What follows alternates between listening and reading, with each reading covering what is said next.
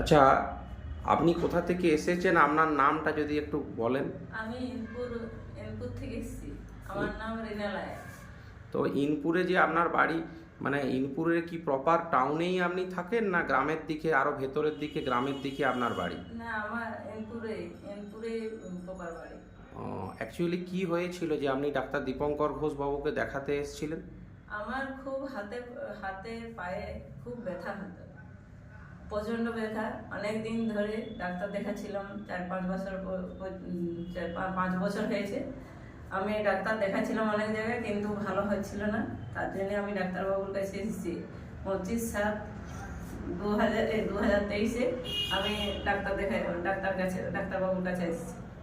না, অ্যাকচুয়ালি দিদি ভাই, আপনাকে একটা কথা বলি।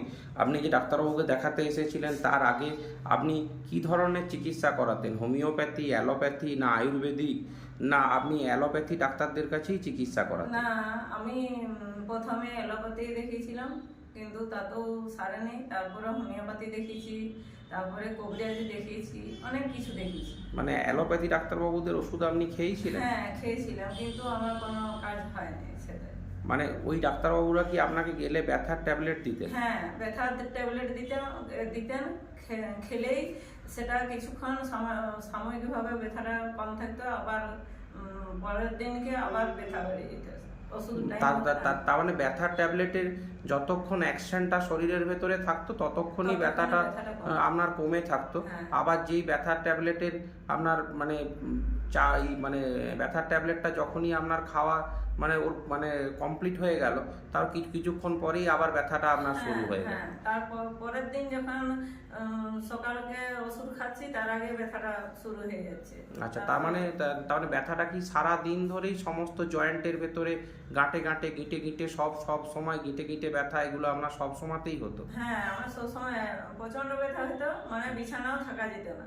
আচ্ছা, ব্যথাতে কি জয়েন্টগুলো আপনার ফুলে যেত? হ্যাঁ, ফুলে যেত। মানে পায়ের এবং হাতের গিঁটগুলো ফুলে যেত? ফুলে যেত। পুরো সকালবেলার সময় ঘুম থেকে ওঠার পর ব্যথাটা নিশ্চয়ই আপনি বেশি অনুভব করতেন? হ্যাঁ, বেশি ব্যথা করতো সকালবেলা, তারপর হাঁটাচলা করার পরে একটু কম থাকতো, আবার রাত্রের দিকে আবার প্রচন্ড ব্যথা। আচ্ছা, তাহলে আপনি ডাক্তার দীপঙ্কর ঘোষ রিউমাটোলজিস্টকে দেখাবার পরে আপনি কিভাবে আস্তে আস্তে ভালো হলেন, সেই জীবনযাত্রাটা যদি আপনি একটু বলেন। মানে আপনি কি শুধু ওষুধই খেলেন, না ওষুধের সঙ্গে ডাক্তারবাবু যে লাইফস্টাইল মডিফিকেশান করার জন্য বিভিন্ন রকমের যে ব্যাপার বলে দিয়েছিলেন আপনাকে, যে দিদি আপনি এই ধরনের খাওয়া দাওয়া খাবেন না, সেইগুলো বলেছিলেন, সেগুলো কি আপনি প্রতিপালন করেছিলেন ওষুধের সাথে? হ্যাঁ, শুধু ওষুধ খেয়ে ভালো হয় না, ওষুধও খেয়েছি।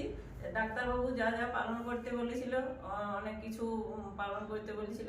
তৈল জাতীয় খাবার, মাংস, তারপরে বাঁধাকপি, বাদাম, নারকেল, এইসবগুলো পালন করতে, পালন শাক, মসুর ডাল, টমেটো, এইসব খেতে মানা করেছিল। তা আমি খাই না কোনোদিন।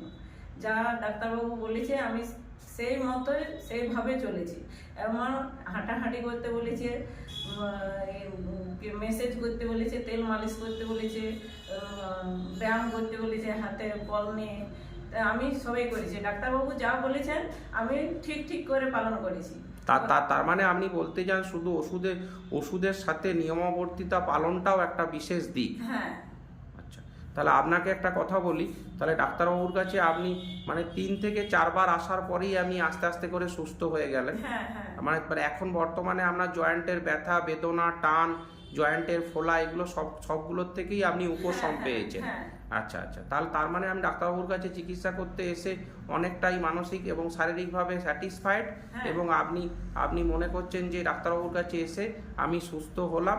এবং আপনি মানে সুস্থ হওয়াটা কিভাবে বুঝলেন? শুধুমাত্র এই ব্যথা কমার থেকে বুঝলেন, না আপনাকে ডাক্তারবাবু যে বিভিন্ন রকমের যে ডিএমআরডিস ড্রাগসে চিকিৎসা করার পরে ডাক্তারবাবু যে আপনাকে বিভিন্ন রকম প্যাথোলজিক্যাল টেস্ট করে করে, যেগুলো আপনার বেশি ছিল, যেমন anti nuclear antibody, CRP, ASO titre, haemoglobin percentage আপনার কম ছিল, এগুলো আপনি পরবর্তীকালে যখন টেস্ট করার পরে আপনি কি দেখলেন? হ্যাঁ, আমার সব নর্মাল হয়ে গেছে। ডাক্তারবাবু দেখে বললেন, আমি টেস্ট করার পরে বললো সব নর্মাল হয়ে গেছে, এবারে তোমার ওষুধটা এরপরে কমাতে হবে। কিছুদিন আর ওষুধ খাও, তারপরে একটু একটু করে হাঁটা চলা করবে, সময় না পেলেও যখন সময় পাবে সেই সময় তুমি একটু ব্যায়াম করবে হাতের, তাহলে অনেকটা সুস্থ আমি আগের থেকে অনুভব করছি। খুব ভালো আছি আমি আগের থেকে, অনেক সুস্থ। অসংখ্য ধন্যবাদ জানাই আপনাকে, এবং আপনি আরও সুস্থ থাকুন, এবং আপনি আরও 5টা মানুষকে যাতে বলতে পারেন যে এখানে এসে আপনি সুস্থ হয়েছেন, তার আশা রাখি এবং আপনাকে প্রণাম নমস্কার জানাই। হ্যাঁ, নমস্কার। নমস্কার।